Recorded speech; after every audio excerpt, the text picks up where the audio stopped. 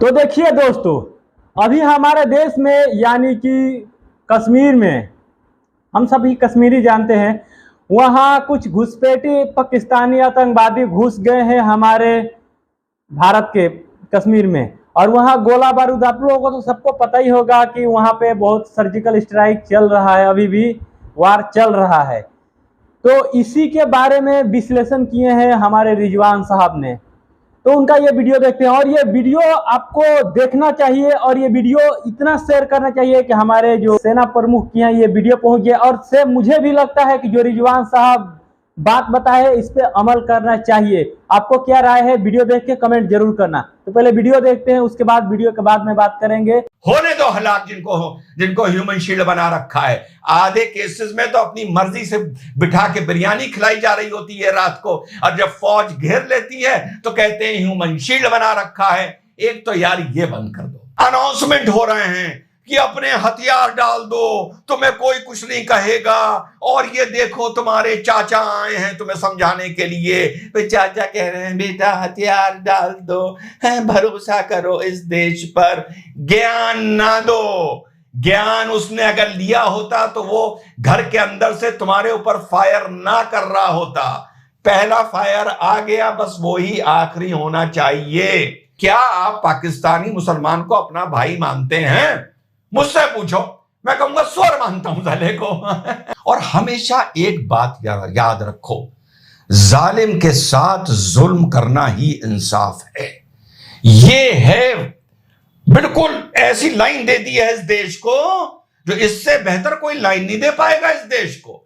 जालिम के साथ जुल्म करना ही इंसाफ है, और उस जालिम के जुल्म से तुम्हारा जुल्म ज्यादा होना चाहिए। जैसे जैसे जालिम के गुनाह बढ़ते जाएं, वैसे वैसे अपने जुल्म बढ़ाते जाओ। सीधे एसओपी बना लो, अनाउंसमेंट कर लो कि किसी भी घर से फायर हो रहा होगा, गवर्नमेंट आर्मी उसके साथ निगोशिएट नहीं करेगी। 1 घंटा रुको, 3 अनाउंसमेंट करो और तुरंत रॉकेट लॉन्चर से उस घर को डिस्ट्रॉय कर दो। आप भैया उसके अंदर कुछ और अगर कुछ लोग हलाक होते हैं, और एक और नाटक होता है कि भैया उनको छोड़ दो, अब घर के पीछे से कोई महिला निकल के आ रही हैं, कोई महिला है, कोई बुजुर्ग हैं, मत पड़ो इस चक्कर में। इस फितरत में बहुत ही जालिम आदमी हूं मैं, मत पड़ो इस चक्कर में। जब तुम्हारे अब्बा हजूर ने नेहरू जी के साथ मिलकर कश्मीर के पहले चुनाव रिग करवाए थे, और जब तुमने राजीव गांधी के साथ मिलकर सन 87 में कश्मीर के चुनाव जब रिग करवाए थे, यह बर्बादी वहीं से शुरू हुई थी। और तीसरी बात और सबसे इंपॉर्टेंट बात जो एक मैप के जरिए आप लोगों को बता रहा हूं, अगर समझ में आए और पसंद आए तो लिख के देना कि हाँ रिजवान भाई, ये कम से कम तीसरी चीज आपने बहुत ही लॉजिकल समझाई है। तो साहब, कश्मीर का इनकाउंटर अभी भी जारी है और एक हमारे फौजी और वीर गति को प्राप्त हो गए हैं। इस बीच उधर इनकाउंटर जारी है, इधर लोगों के मुंह से गंध निकलनी भी जारी है। कांग्रेस के एमपी ने क्या बयान दिया वो सुनिए। हाँ, इस मामले में मैं ये कहूंगा कि कांग्रेस को ही जवाब देना चाहिए, क्योंकि ये कांग्रेस के एमपी हैं। और उधर फारूक अब्दुल्ला साहब ने, जिनमें अमिताभ बच्चन, दिलीप कुमार, शाहरुख खान की आत्मा समय समय पर मिलती रहती है, इनके बदन में प्रवेश करती रहती है, इन्होंने क्या बयान दिया। जब मैं ये चीजें ढूंढ रहा था तो जाहिल आजम का एक बयान देखिए जो उन्होंने पाकिस्तानियों के बारे में दिया। अक्सर सुनते हैं ना कि इन्होंने पाकिस्तान को बहुत कस के टाइट किया, तो सब ताली बजाने लगते हैं। यार सनातनियों, तुम लोग यार ताली बहुत जल्दी बजाने लगते हो। पूरी हिस्ट्री ज्योग्राफी पुरानी देखा करो, उसके बाद इंसान पर यकीन करा करो। और इसके बाद आतंकवाद को लेकर आप लोगों के सामने एक तस्वीर पेश करूंगा और बताइएगा आप सहमत हैं या नहीं हैं।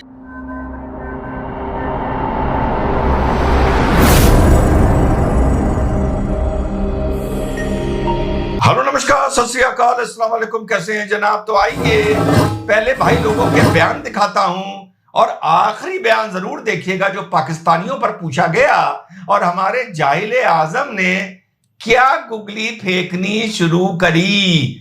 पूछा क्या गया था, जवाब कहां चला गया। तीनों देखिए और फिर एक तस्वीर के जरिए आपको समझाऊंगा कि इसका समाधान क्या है। बर्बादी जो है ये बहुत वक्त से चल रही है और इसका मुझे अंत नहीं दिखता है। जब तुम्हारे अब्बा हजूर ने नेहरू जी के साथ मिलकर कश्मीर के पहले चुनाव रिग करवाए थे और जब तुमने राजीव गांधी के साथ मिलकर सन 87 में कश्मीर के चुनाव जब रिग करवाए थे, ये बर्बादी वहीं से शुरू हुई थी। आज भी देखिए रजौरी में एनकाउंटर, कहीं और का एनकाउंटर रोज होते रहे और हुकूमत रोज चिल्लाती रहती है कि मिलिटेंसी खत्म हो गई। अब बताइए मुझे, क्या मिलिटेंसी खत्म हो गई? ये खत्म नहीं हो जब तक कोई रास्ता न ढूंढा जाए जिससे अमन आ सके। लड़ाई से अमन नहीं आता है, बातचीत से अमन आता है। तो अमन के लिए बातचीत किससे करनी होगी? दोनों मुल्कों में बात करनी होगी। मुझसे मुझसे बात नहीं करने से कोई फायदा नहीं है। बातचीत करनी दो मुल्कों की है जिनमें ये फसाद है और जब से हिंदुस्तान आज़ाद हुआ ये फसाद इनके साथ है। ये यहाँ का वजीर आज़म कहना चाहिए हम पाकिस्तान के साथ अमन से रहना चाहते हैं।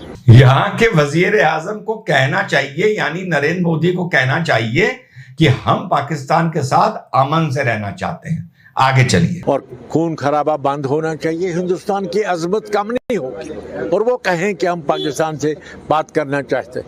यूनाइटेड नेशंस भी है, आलमी बरादरी भी है, जेनीवा है। हिंदुस्तान की आवाज़ में ताकत है, वो कहें कि हम अमन चाहते हैं, नहीं तो ये आए दिन मासूम लोगों का कत्ल गारत जारी रहेगा। और इन मिलिटेंट्स के साथ भी बात होनी चाहिए। आखिर तुम्हारे दिमाग में क्या इज़्तिराब है? बड़े ने शुरू किया, एनसी ने, नेशनल कॉन्फ्रेंस ने, कि पाकिस्तान के साथ बात होनी चाहिए। ये साहब दो हाथ आगे बढ़ गए और ये हैं कांग्रेस के एमपी। यस, अब ये मौका है जो मैं डीएमके के लिए बोल रहा था कि वहां पर नहीं, यहां पर कांग्रेस को ही जवाब देना चाहिए, राहुल और सोनिया को जवाब देना चाहिए कि अपने सांसद की बोली बात पर तुम कितने फीसदी सहमत हो। और बस आगे जरा, भाई साहब बैरिस्टर है ना, तो हम भी यार बहुत छोटे से वकील हैं, बड़ा शार्प माइंड रखते हैं ऊपर वाले की दया से। सुनो सवाल क्या पूछा गया पाकिस्तान के बारे में और जवाब क्या दे रहे हैं। अक्सर पाकिस्तान को बड़ा टाइट डांटते हुए नजर आते हैं ये, तो लोग तालियां बजाते हैं। आगे सुनो। आप पाकिस्तानी मुसलमान को भाई समझते हैं या नहीं समझते? देखिए, पाकिस्तान जब बना, हमारे बुजुर्गों ने उसकी मुखालिफत की थी।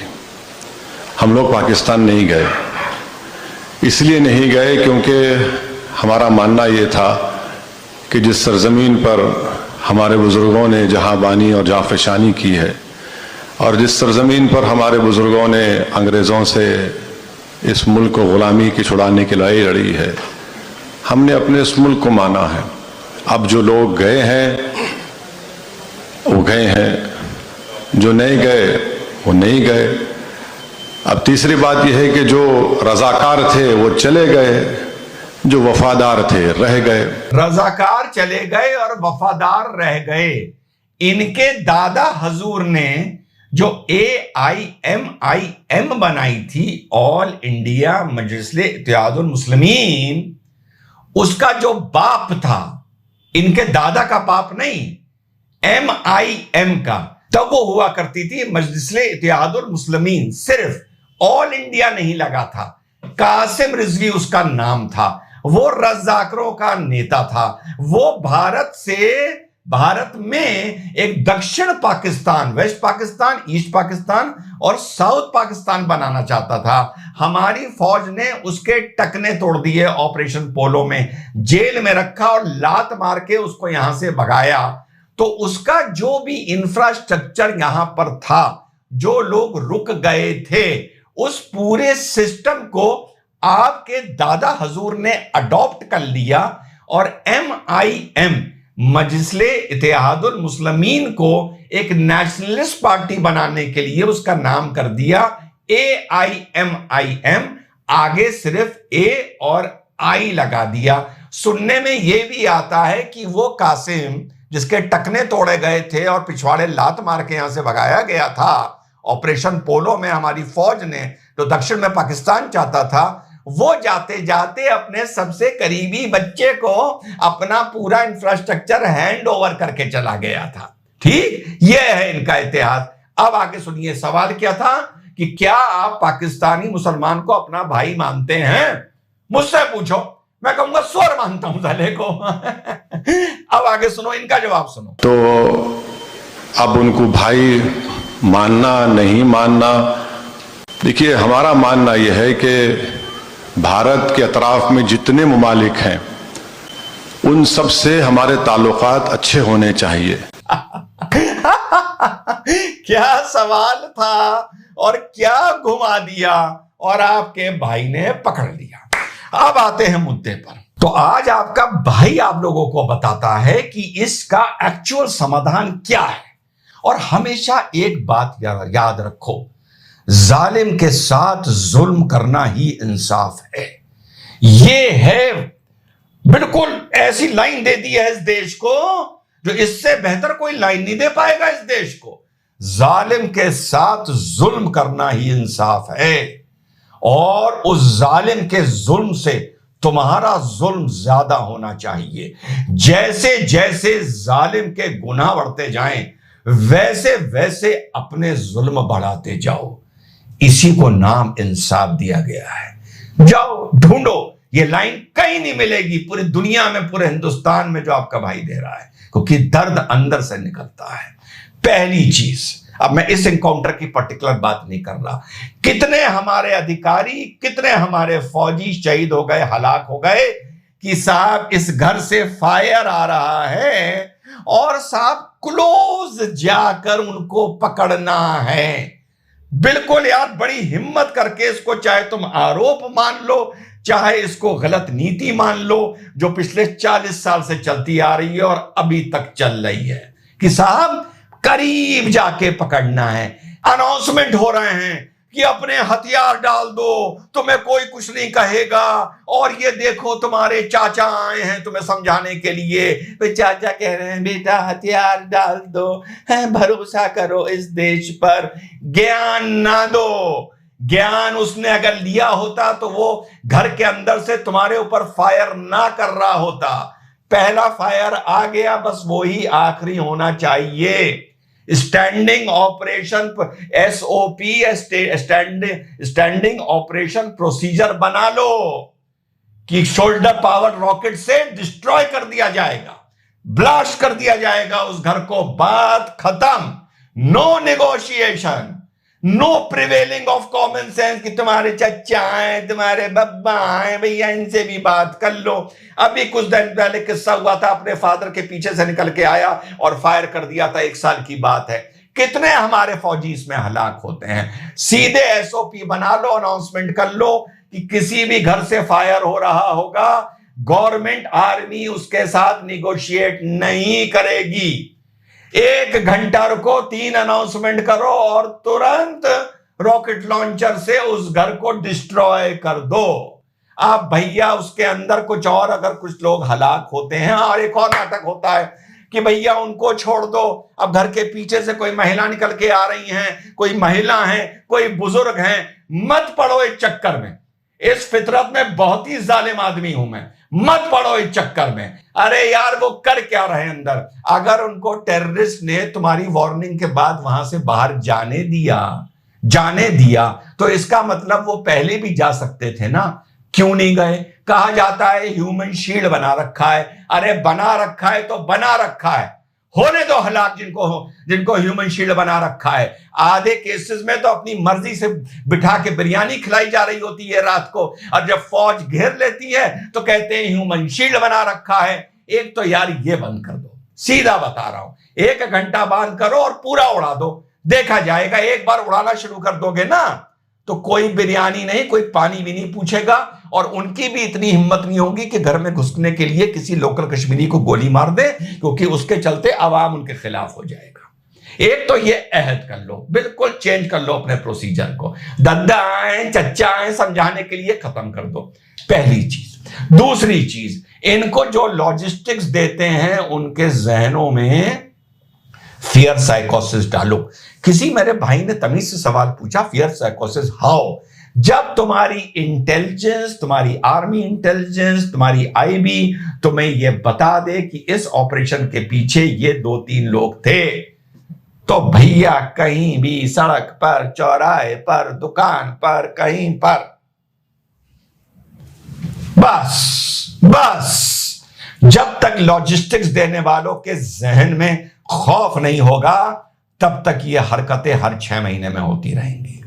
और तीसरी बात और सबसे इंपॉर्टेंट बात जो एक मैप के जरिए आप लोगों को बता रहा हूं, अगर समझ में आए और पसंद आए तो लिख के देना कि हां रिजवान भाई, ये कम से कम तीसरी चीज आपने बहुत ही लॉजिकल समझाई है और ये चीज मिलेगी नहीं कहीं।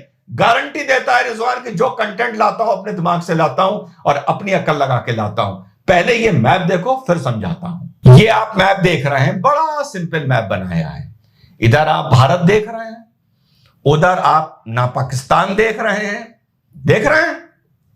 ये मैंने एक त्रिकोण काट रखा है, ये हो गया पीओके।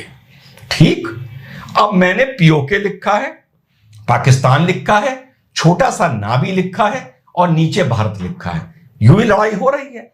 अब जो पीओके है उसमें मैंने छोटे छोटे एरोज बना रखे हैं। ठीक, हमारा जो फायर जा रहा है, हमारा भारत का जो भी फायर जा रहा है वो पीओके की तरफ जा रहा है, क्योंकि टेररिस्ट उधर से आ रहे हैं, वहीं पे ज्यादातर सब कैंप हैं, और उधर से जो फायर आ रहा है वो भी पीओके होता हुआ आ रहा है। कश्मीर में जब भी पाकिस्तान किसी को अंदर भेजता है वो लोकल पीओके के आदमी को ही भेजता है, इस बात की गांठ बांध लीजिए। मुंबई में पहले जो साउथ में हुआ या कुछ हुआ, वहां पे नॉर्मल पंजाब का, नॉर्मल पाकिस्तान के ये टेररिस्ट भेजे जाते थे। क्यों? ताकि वो शक्ल सूरत से उस सोसाइटी में एसिमिलेट कर जाएं, मेल्ट कर जाएं। तो पीओके के ही फाइटर्स, तो पीओके ही टेररिस्ट हमारे कश्मीर में घुसते हैं ताकि उनके फिजिकल फीचर्स और लैंग्वेज से वो पब्लिक में मेल्ट कर जाएं। पहली चीज। तो जितने भी ये लोग, हम लोग जो कहते हैं ना पाकिस्तान से आए, फर्क पकड़ के चलो, ये पाकिस्तान से नहीं आए, ये पीओके में ट्रेन करके वहां के ये पीओके के कश्मीरी इन 99.99% केसेस भेजे जाते हैं। दोनों के फायर जो चल रहे हैं वो पीओके में ही चल रहे हैं। जब हम इधर से फायर करते हैं तो 99.9% ऑफ द टाइम पीओके का ही कोई आतंकवादी लोकल बाशिंदा वहां का मारा जाता है। लेकिन जब वो इधर से फायर करते हैं तो हमारा कोई बेगुनाह या भारत का फौजी मारा जाता है। ठीक, जब हम इधर से फायर करते हैं तो वहां पाकिस्तान का फौजी नहीं मारा जाता है। आसान भाषा में समझाता हूं, एक हमारा बड़ा घर है, एक उनका छोटा घर है। उस छोटे घर के पीछे उन्होंने हमारा एक पोर्शन पर कब्जा कर रखा है। हम अपने घर की छत पर खड़े होकर, हमारी आर्मी जो रिटेलिएट कर रही है, तुम पहले पत्थर फेंक रहे हो, हम फिर पत्थर फेंक रहे हैं। आसान भाषा में, ये दोनों पत्थर जा कहां रहे हैं? क्या ये पत्थर हमारे पड़ोसी के ओरिजिनल घर पर जा रहे हैं या उस हिस्से पर जा रहे हैं जो उसने हमारा घेर रखा है? जिस दिन ये फर्क समझ में आ गया, गुत्थी उलझने लगेगी। तो साहब, नुकसान किस पोर्शन का हो रहा है? जो कब्जा करे वो हमारा बैठे हैं, जो हमारी दीवार उनके साथ मिली हुई है, जो हमने माना बंटवारे के बाद पूर्णता तुम्हारा है, और जो नीचे का जो हमारा है वहां पर तो शांति बना रखी है आपने। तो कुल मिला के हुआ क्या? कुल मिला के हुआ ये कि एक आदमी ने हमारा एक घर का हिस्सा घेरा, उस घर को लेकर हमारी उस आदमी के साथ मारपीट हो रही है। उसको पता है कि जिस हिस्से को लेके ये मारपीट हो रही है ये उसका नहीं है, यहां पर पत्थर लगे, शीशा टूटे, कुछ हो, उसे पता है मेंटली उसका नुकसान नहीं हो रहा है। आए दिन वहां पर नारेबाजी होती रहती है कि हमें पाकिस्तान से छुट्टी चाहिए। वो उनका एक सौतेला कह दो या कब्जा करा हुआ एक हिस्सा है, जो उनका मेन हिस्सा है, जो गुजरात, पंजाब और हमारे राजस्थान से मिलता है, यार वहां तो शांति है। तो टेक्निकली मानो कि पाकिस्तान इस पूरी लड़ाई में विन विन सिचुएशन में है, क्योंकि लड़ाई पीसफुल एरिया में हो ही नहीं रही है जो पूर्णता उसका है। उसका फौजी हलाक ही नहीं हो रहा है, उसका फौजी बॉर्डर पर आकर अपने परिवार को छोड़कर बैठा ही नहीं है। और उसको यह पता है कि जिस जगह इस टाइम पीस, मैंने पीस लिख रखा है, जिस जगह बॉर्डर पर इस टाइम पीस है, यार वहां पर पीस बना के रखो, वहां शांति बना के रखो। ऊपर जूतम लाद करते रहो, वो हिस्सा मेरा नहीं है। जब तक तुम अपने घर से निकल के पड़ोसी की जो दीवार तुम्हारे साथ मिल रही है, कभी आज तक बोला है पाकिस्तान के साथ वॉर करो? कभी नहीं बोला। बहुत से यूट्यूबर्स ने बोला होगा, चैनल्स ने बोला होगा। कभी बोला 5 टुकड़े कर दो? नहीं बोला। कभी बोला जाके एलओसी पे बॉम्बिंग कर दो? नहीं बोला। लेकिन जब तक तुम अपने पड़ोसी को यह एहसास नहीं कराओगे कि बेटा ये जो ऊपर कब्जे की जगह पर लड़ाई हो रही है, ये लड़ाई जो तेरी मेरी दीवार मिलती है, जहां तू मुझसे बहुत कमजोर है, ये लड़ाई वहां तक भी पहुंच सकती है। अभी मैं पहुंचा रहा हूं, लड़ाई कर नहीं रहा हूं, बस सोच समझ के बोलता हूं। क्या बोलूं कि आगे 10 साल बाद या 5 साल बाद काम आए। जब तक तुम अपने यहां कॉमन वॉल पर टेंशन पैदा नहीं करोगे, जब तक वो क्या कह रहा है, लड़ना है पीओके वाले, ट्रेन करते रहो, भेजते रहो, यार हमें क्या है, हम तो अब जो वैसे तो भूखे नंगे हो गए, पर हमारे क्या है, हमारी थोड़ी जान जा रही है। जब तक तुम इस टेंशन को पीसफुल एरिया में नहीं लाओगे। रशिया और यूक्रेन की क्यों लड़ाई चल रही है 1 साल से?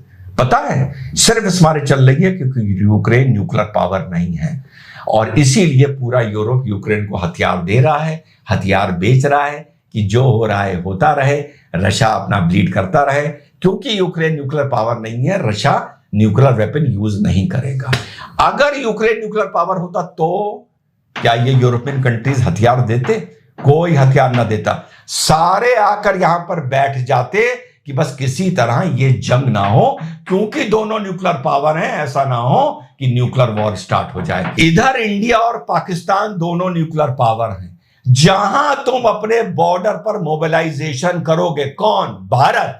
जहां पाकिस्तान मजबूरी में अपने बॉर्डर पर मोबिलाइजेशन करेगा, और दोनों न्यूक्लियर पावर हैं, ये पूरी दुनिया आकर बीच में बैठ जाएगी कि ये जो तमाशा कश्मीर में पाकिस्तान तुमने मचा रखा है, इसको बंद करो।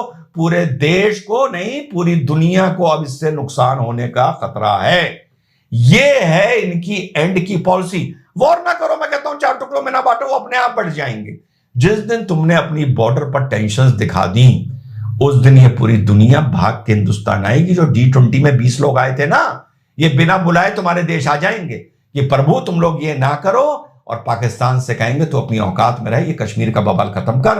अब ये बात वॉर में ना कन्वर्ट हो जाए, तुम दोनों न्यूक्लियर पावर हो, पूरी दुनिया की बर्बाद होने की नौबत आ जाएगी। जब तक तुम इनकी लोकल आर्मी को, जनता के बड़े मैसेज आते रहते हैं ना जो भारत की प्रशंसा कर रहे हैं, जब तक तुम इनके लोकल आदमी को, लोकल आर्मी को या उनके फैमिलीज को यह एहसास नहीं कराओगे कि जो तुम कश्मीर में हरकतें कर रहे हो, इसका खामियाजा तुम्हें पंजाब और राजस्थान में भुगतना पड़ सकता है। मैं नहीं कह रहा वॉर करो, चौथी बार बोल रहा हूं, भुगतना पड़ सकता है। तो यही अवाम फिर चीख चीख के बोलेगा कि कश्मीर की हरकतें पाकिस्तान तुम अपनी बंद कर दो और अपनी तरक्की और उन्नति का सोचो। अभी जो मेन लैंड पाकिस्तान है, जो ओरिजिनल इनको दिया गया था, वहां तो इस लड़ाई की जो खून बह रहा है, उसका अभी सही मायनों में बताऊं एक कतरा भी नहीं पहुंचा है। तो आप लोगों ने देखा कि रिजवान साहब कैसे बताए, और क्या एक एक बात उन्होंने कितने बारीकी से और कितना अच्छे से समझाया कि ऐसे ऐसे करना चाहिए, तभी जाके आतंकवाद देश के खत्म होगा। और पाकिस्तान को कैसे घुटने पे लाना है, कैसे पाकिस्तान घुटने पे आ जाएगा, और कैसे पूरा वर्ल्ड भारत के साथ खड़ा हो जाएगा। ये सब बात आपको जाननी चाहिए। और हमारे सेना प्रमुख को भी ये बात, इस पे अमल, हालांकि हमारे सेना प्रमुख तो ये बात जानते हैं, लेकिन कहीं ना कहीं वो इस चीज़ को नहीं अपनाना चाहते हैं, लेकिन ये चीज़ उनको करना चाहिए मेरे हिसाब से। और रिजवान साहब जो बोले हैं ये फैक्ट की बात है, ये हमारे पर्सनल ओपिनियन है। हम किसी को मतलब नहीं, आज्ञा नहीं दे रहे हैं, किसी को हम फोर्स नहीं कर रहे हैं कि आप ऐसा कीजिए, बस हमारा राय है, ये हम अपना राय दे रहे हैं। सभी इस देश में स्वतंत्र है, अपना राय दे सकते हैं। तो हमारा बस ये राय है कि ऐसे होना चाहिए। बाकी हमारे सेना प्रमुख जो करेंगे वो सही करेंगे, जो हमारे देश की सेना करेगी वो सही करेगी, हमें उस पर नाज है अपने सेना पे। तो आप लोग को क्या लगता है कि ऐसे होना चाहिए कि नहीं होना चाहिए? और देश में पाकिस्तानी जो ऐसे घुसपैठ कर रही है, इनको मुंह तोड़ करारा जवाब एकदम फेस टू फेस देना चाहिए कि नहीं देना चाहिए? कमेंट करके जरूर बताइए। मिलते हैं नेक्स्ट वीडियो में, तब तक के लिए जय हिंद, भारत माता की जय हो।